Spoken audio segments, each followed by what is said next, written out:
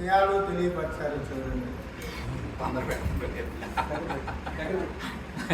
ఎన్ని విషయాలు దగ్గర పెట్టి భక్తి గురించి చెప్పారు. భక్తి భయంతో కూడుకున్న భక్తి ఒకటి. అంటే ఏదో కావాలి, ఏదో ఆశించి, నాకు ఆరోగ్యం బాగోలేదు, నాకు మా అమ్మాయికి పెళ్లి కావట్లేదు, నా కొడుక్కి పెళ్లి కావట్లేదు, పంటలు సరిగా పండట్లేదు, వ్యాపారం చేస్తే లాభం రావటం లేదు సరిపోయింది, కుటుంబ ఖర్చులు పెరిగినాయి. ఇదంతా రూపంతో కూడుకున్నటువంటి, నామంతో కూడుకోనున్నటువంటి వెంకటేశ్వర స్వామి, రామయ్యో, కృష్ణయ్యో, అమ్మవారు, ఎవరో ఒకరిని మనం ఏం చేస్తామంటే కోరికలతో కోరుకునేటటువంటి భక్తి అది ఒకటి. ఏ కోరిక లేకుండా అన్నమయ్య కోరుకున్న కోరిక, త్యాగరాజు కోరుకున్న కోరిక ఏమిటి? నేను మరలా పుట్టకూడదు, మరలా నేను జన్మకు రాకూడదు, జన్మకొస్తే గర్భనరకం అనుభవించాలి, గర్భంలో పడే బాధ వర్ణనాతీతం, నాకు ఈ జన్మొద్దు. లోపల నమస్కారం చేస్తూ ఉంటుంటాడు శిశువు. నేను బయటకు వచ్చిన తర్వాత నేను నిన్ను విడవనయ్యా పరమాత్మ, నేను మళ్ళా జన్మకు రానని చెప్పి లోపల వాగ్దానం చేసి వస్తాడు. కానీ భూమిపైకి వచ్చేసిన తర్వాత మాయలో పడి మళ్ళా ఇదే వ్యవహారంలో ఉంటుంది, ఈ సంసార మాయలో పడి. వాళ్ళు ఏం చేశారంటే గర్భంలో ఉన్నప్పుడే ఇంకా మేము జన్మకి రామని ఖచ్చితంగా నిర్ణయం చేసుకొని వచ్చి బయటకు వచ్చిన మహాత్ముల్లో వీళ్ళందరూ స్వామి గారితో సహా, రామనాథం గురువు గారితో సహా అక్కడ అనుకొని వచ్చినటువంటి వాళ్ళు, పత్రిజీ మహారాజుతో సహా. అలాంటి మహాత్ములు వచ్చినటువంటి పుణ్యం ప్రదేశం ఈ భూమండలం. భక్తి మనకు కావాల్సింది ఏంటంటే మోక్షాన్ని ఇచ్చేటప్పుడు పరాభక్తి కావాలి. పరాభక్తి అంటే ఏంటంటే ఈ బయట ఉన్నటువంటిది కాదు, నువ్వు విశ్వసించాల్సింది ఈ లోపల ఉన్నటువంటి నామరూపాలు లేకుండా ఉన్నటువంటిది, గురుస్వరూపంగా ఉన్నటువంటిది పరమాత్మ నీ లోపలే ఉన్నాడు. ఆయన్ని విశ్వసించి ఆయన మీద భక్తి పెరిగినప్పుడు, భక్తి పెరిగితే జ్ఞానం వస్తుంది. జ్ఞానం అంటే మంచి చెడు తెలుసుకునేటటువంటిది జ్ఞానం. ఇది సరిపోదు, వివేక జ్ఞానం కావాలి. వివేక జ్ఞానం అంటే మనం మోక్షానికి కానీ జన్మరాహిత్యం పొందడానికి కావాల్సినటువంటిది జ్ఞానం మనకు ప్రాప్తిస్తుంది. అది ఎక్కడి నుంచి వస్తుంది? గురువు గారి దగ్గర నుంచి వస్తుంది, శాస్త్రాల వల్ల వస్తుంది, సాధన వల్ల వస్తుంది.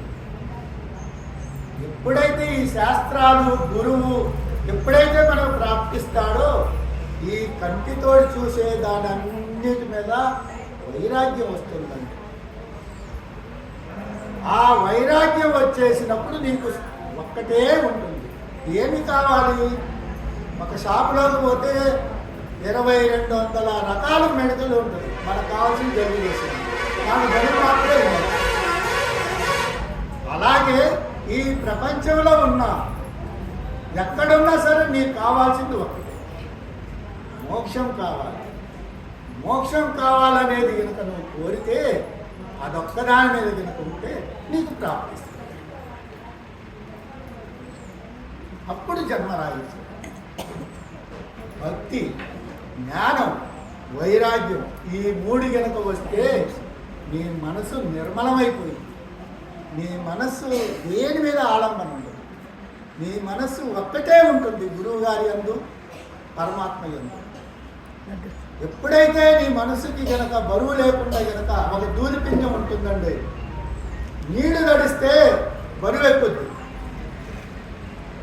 నీళ్లు లేకపోతే గాలికి ఊరక ఎగిరిపోతా ఉంది. మనస్సు కూడా అంతేనండి.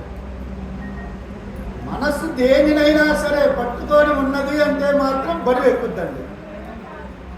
మళ్ళా బరువు మనల్నే కష్టపెడుతుంటుంది. మనం మనసు తేలికవ్వాలి. ఏన్ని పట్టుకోకూడదు. పట్టుకోవాల్సిన దాన్ని పట్టుకోవాలి. గురువుని పట్టుకోవాలి, దైవాన్ని పట్టుకోవాలి, పరమాత్మని పట్టుకోవాలి. పట్టిన పట్టు వదలకు. ఒక ఆయన చెప్పాడండి, అనంత సుబ్బయ్య గారని. మీరు చెప్పారు చూసారా, నాగులేరు దగ్గర కేసనపల్లి ఆశ్రమంలో ఉన్నప్పుడు రామనాథం గురువు గారు సాయంత్రం పూట 6 గంటలప్పుడు 5:30కి నాగులేరు ఒడ్డున కూర్చొని ధ్యానం చేస్తుంటే ఒక సర్పం వచ్చి ఆడిపోయిందండి. అది ఆయనకి తెలియదు. అక్కడ చూసినటువంటి వాళ్ళు చెప్తారు. అది ఎవరంటే, నేను అక్కడికి వెళ్తే గురువు గారు నన్ను అక్కడికి తీసుకెళ్తే అనంత సుబ్బయ్య అని మాసవరం అండి, అనంత సుబ్బయ్య గారు చెప్పాడు. ఏది ఎవరని అడిగారు. నాకు తెలియనప్పుడు రామనాథం గురువు గారి యొక్క విషయం అనేది నాకు అసలు తెలియదు. ఆయన ఏం చెప్పాడంటే, కేసరపల్లి ఆశ్రమంలో ఒక దేవాలయం బ్రహ్మం గారిది ప్రతిష్టాపన ఉంది. పిలిచారు, రామనాథం గురువు గారిని కూడా పిలిచారు, హనుమంతరావు గారు. వెళ్ళామన్నమాట. అప్పుడు ఆయన చెప్పాడు, నాకు ఆయన గురించి తెలియదు. ఈయన ఎవరంటే మా అబ్బాయి అన్నాడు. అంటే అప్పుడు చెప్పాడు, ఆహా అని పట్టిన పట్టు వదలకు, ఉడుం పట్టు పట్టు, జీవితంలో ఆయన వదలొద్దు అన్నాడు. నీ జీవితం అంకితం చేయమని. నాకు ఈ కన్నీటికి అర్థం తెలియదు. ఆ రోజున అర్థం తెలియదు. ఎప్పుడైతే ఆయన దగ్గరికి పోయి సాంగత్యం చేస్తున్నానో అది కూడా ఒక విషయం అండి. ఆయన అంటే మా అబ్బాయికి 103 జ్వరం ఉందండి. ఆదివారం అయింది, 1:30, 2 అయింది. నేను బట్టిగా నుంచి వచ్చేసరికి హాస్పిటల్స్లో ఎవరు డాక్టర్లు లేరు. హాస్పిటల్స్ అన్నీ తిరిగి వచ్చా. వాళ్ళ ఇంటి దగ్గరికి పరిసరాలకు వచ్చేసేపాటికి గురువుగారి దగ్గరికి పోదామని అడిగింది మా యామ. సరే పోదాం పని. మేము ఇంటి దగ్గరికి పోయేపాటికి ఇంట్లో నుంచి బయటకు వచ్చేసి వాకిలి దగ్గర నిలబడ్డాడండి, మెట్ల దగ్గర నిలబడి ఏంటయ్యా ఏంటని. నేను బండికి మధ్యలో కూర్చున్నాడు టీవీఎస్ మీద. పిల్లోడిని పట్టుకొని లోపలికి వెళ్ళిపోతున్నాడు, నిమురుతున్నాడు. 3 మెట్లు ఉన్నాయి.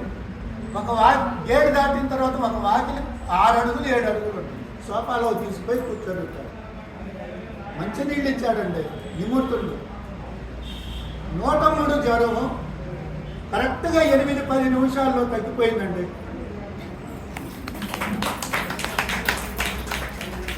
నేను అజ్ఞానంలో ఉన్నా, నాకు అసలు తెలియదు. ఆ రోజు మార్పు వచ్చిందండి. నా జీవితం ఏడికి అంకితం చేయాలి. ఇంకా నేను ఏది ఉండకూడదు. నా దగ్గర అలవాటు అనేది. నాకు సర్వస్వం ఆయనే, నా ప్రాణం ఆయనే, నా మనస్సు ఆయనే, నా జీవన విధానం జీవితమే ఆయన అని చెప్పి ఆయనకి అంకితం చేశానండి.